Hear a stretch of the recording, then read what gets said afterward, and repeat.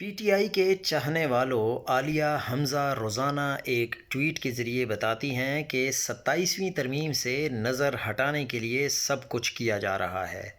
عالیہ حمزہ، آپ کے ہاتھ میں ہے کہ آپ یہ سب کچھ 10 منٹ میں ختم کر سکتی ہیں۔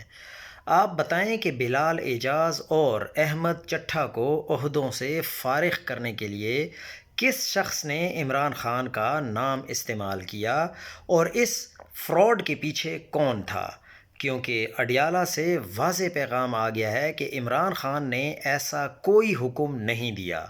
عمران خان کے وفادار ساتھیوں کو نہ صرف ہٹایا گیا بلکہ باقاعدہ ایک سازش رچائی گئی، اور اس سازش کے پیچھے کون تھا جو عمران خان سے دغا کر رہا تھا؟ آپ ان سوالوں کے جواب دے کر پارٹی کے اندر چھپے سانپوں کو بے نقاب کریں۔ پورا پاکستانی سوشل میڈیا آپ کے ساتھ ہوگا، اور آپ جانتی ہیں کہ social media P T I کا اتنا مضبوط ہے کہ آپ دن دگنی رات چگنی آسمان سے باتیں کرنے لگیں گی، اتنا آپ کو لوگ عزت اور وقار دینے لگ جائیں گے۔